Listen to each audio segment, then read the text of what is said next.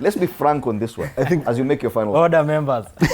Apart from President William Ruto, Rigathi Gachagua and Edwin Sifuna, which other politician deserves actually to claim that they can be president or anything else? I'll be very categorical on this because I think the only person who stand out to be the president of this country is President William Ruto. And I'm very disappointed that we have fallen short of good leaders. We only have one good leader, and maybe the deputy president of this country. But I'm hoping so that for Sifuna and Gachagua, we know Gachagua is impeached.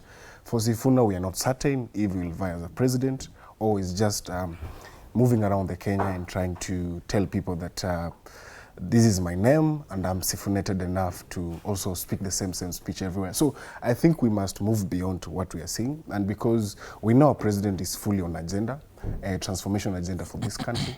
And also we're going to review those agendas and ensure that we ask Kenyans again to give us another chance so that we may implement more agendas to transform this country. But for presidency, we only have one president so far. So I'm hoping with meantime, I'm hoping that the opposition will find a good leader worthy of competing with the President William Ruto, so as to also give a chance Kenyans to see that we are not short of good leaders. Okay. Yeah. All right. Ken, Thank should you. we consider anyone who's not been seen talking or addressing the issues that Kenyans are facing, actually claiming that 1 year to the next election they deserve to be president? Fred, you know, our elections, we might propose on how we want things to be done, but again, we must be alive with the realities of how things happen. Our elections are majorly decided by numbers. So the people you are counting so far are the few men that we would say can actually put a fight for the presidency. And if you listen to Kenyans talking around and conversation around, people are talking about Rigathi Gachagua, President Ruto and Sifuna. And of course, William Ruto is the opponent of the two. So in the opposition, we would say William automatically the president will run. So in the opposition, we are now gauging who then is fit to take this fellow home.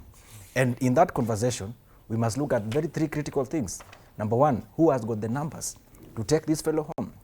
Number two, who has the muscles to communicate and to get in touch with the people to take William home? Number three, who has the capacity to move around and talk to Kenyans from where they are to take William Ruto home? And so far, we're having Rigathi Gachagua topping that list, and of course Edwin Sifuna, like you mentioned. So far, those are the two people who are putting a fight to take William home. Of course, Kalonzo is doing, the match is doing, and he mentioned earlier on, we can also not write off the experience, because I believe that taking President William Ruto home and making him a one-term, as we've been saying, needs the energy and the abrasiveness of Rigathi Gachagua on that table, and it calls for the diplomatic nature and the coolness of Kalonzo Musyoka, so that we don't end up destroying everything. And of course, the mobilization skills of Rigathi Gachagua and Sifuna also is needed. And as finally, as I finish on that, you've been a very diplomatic answer there. Anyway, go ahead. He's saying Kalonzo is cool. No. What I'm saying is, okay. This country is we're already at a bad state, and we need a diplomatic fellow. Like Kalonzo Musyoka to be on the to cool us, because we are burning. Tunaweza choma nchi, and we don't want to go that direction. So what I'm saying is everybody needs to be on the table so that we have this conversation. But as it stands today, for William to go home in the opposition, there is nobody who does not have a role. And what I mean is young people are really putting extremely much effort to ensure that William becomes a one-term president. And in fact, if I'm not wrong, it is us who started this movement of taking the president home. Everybody you see the opposition today joined us, the young people, in this process of taking William Ruto home. So what does that mean? All the principles as they are must also be reminded that you cannot be having a conversation of taking William home while secluding or excluding the young people from that conversation. Because today, if the young people decide that, okay, the five of you have decided that we cannot be on the table to actually contribute to the removal of William, fine, let's have our candidate and deal with you and William at the same time. So what we are saying is, in the opposition opposition table, everybody has a responsibility. The same way I've said, Rigathi Gachagua, we need this energy and mobilization and of course capacities. We also need the energy and the influence of the young people on that table. That's why I want to close by saying, tangible numbers is what will determine whether it is 1 term or 0 or 2 term. So then everybody who claims to be a principal, including myself, because now you see, at this point, I think there are many factors to make you a principal, not necessarily a political party. But you need to put in the work. So I'm already putting the work, and I think my works also qualifies me to be a principal. So then it depends with which high school I'm becoming a principal. Yeah. So numbers are constant, and everybody must put in the work. And in the words of Rigathi Gachagua, you are not going to sit somewhere under the tree and enjoy the shade as we fight with the pig in the mud.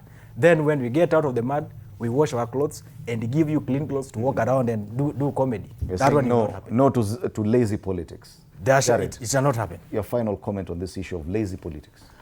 Fred, thank you. I don't want to be principal. I don't do it school. Young people have been at the forefront, and even from us who are broad-based aligned. Brian will testify here that we also have kongamano letu, naitwa Umoja wa Vijana Kenya, where we are mobilizing, we are also organizing, and not only maybe to be seen, but to bring what is quoting tangible numbers from our demographic.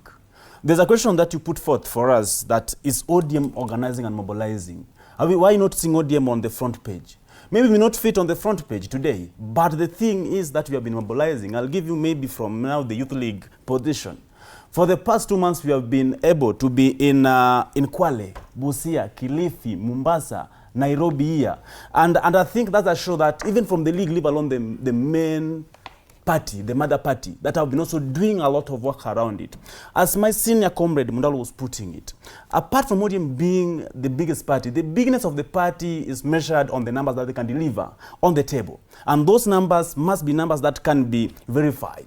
It's not like the ones that maybe you'll find people maybe putting on the links online. These are numbers, physical numbers that can be seen and can be felt on the election day. On the lazy politicians, I think in our generation, as we have been putting it here, there's a new conversation around, and I think they're also threatened. I don't know why Ken is still trying to pamper the cool politicians around, and they bring what and on and so forth. We want them to put in the work. Unfortunately, I think Dr. William Samoei Ruto has been putting his best foot forward. And if possible, if maybe we'll form the coalition in the broad-based, we'll have a formidable force moving forward. For the lazy politicians, I think that is outnumbered. My brother he analyzed how JB Muturi has been finding himself on the tables. We don't expect them. Mundalo has been doing a lot of work, for example. Why must he not be on that same table where these lazy politicians are there? Where these seasoned lazy politicians are getting the seat and getting opportunities? At some point, young people do carry the donkey work, but they go unrewarded. A good example is my brother here in 2022. They are the young people who carried the burden of their Zimio campaigns. But when the appointment came and opportunities, they were not given chances and opportunity.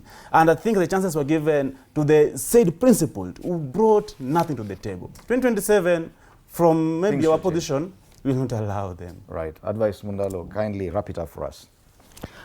Thank you. I think I like the passion in young people. I think in the next dispensation, I should ensure Jared sits somewhere up there. I would be CS by now. Thank you. And you will be a lazy politician. I hope you'll not be demanding to be a principal.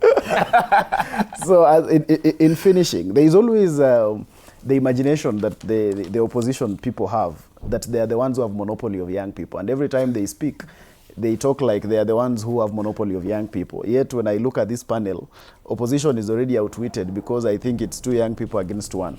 I'm refusing, I'm denouncing myself from there because I know they'll call me El Millennial. So even by that alone, they are outwitted in that. But the country is being blame treated the producer. The country is being... No. Let Mundalo speak. All right, it's Mundalo's time. So the country is being treated to very few people who actually want to become Kenya's president. And in my view, only 2 people have substantively come out to say they want to become Kenya's president in 2027. And one is President William Ruto, who is coming out and saying, you know what, I need another term. And it's on the basis of this agenda, on the basis of implementation of the better plan, on the basis of the vision that I have for this country, and this is what I think we need to implement going forward. And then on the other hand, we have Rigathi Gachagua, who is saying, you know what, I want to be president of Kenya because number one, I need to be vindictive to President William Ruto and prove a point that I was not supposed to be impeached. And he's saying the second reason he needs to be president is because he can mobilize his community to make him president. So it's Kenyans to choose between these two people who actually deserves the role of a president to take Kenyans to the next level. Others have said they want to be president. Why are you ignoring them?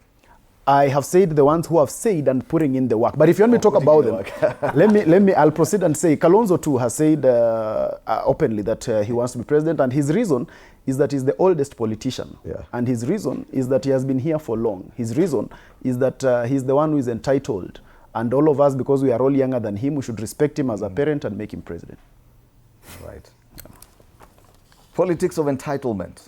That's one discussion that we should be having. Should we allow these old politicians who are not even putting in the work to actually be players and claim a seat at the table, even the jobs after, and determine our political future? That has been the discussion. The Youth Perspective today. Thank you so much to my panelists this morning for the good job and the vibrant debate that we've been having. Asante sana, Brian Kipkorir, Youth Affairs, UDA. Ken Babu was a Youth Chair, United Alternative Government, UAEG, is also an aspirant for the Nairobi senatorial seat. Asante sana. Jared Oye, ODM Youth League, and Advice Mundalo, Leadership and Communications Expert. Asanteni sana. That has been the Youth Perspective today. It is also the Mount Kenya University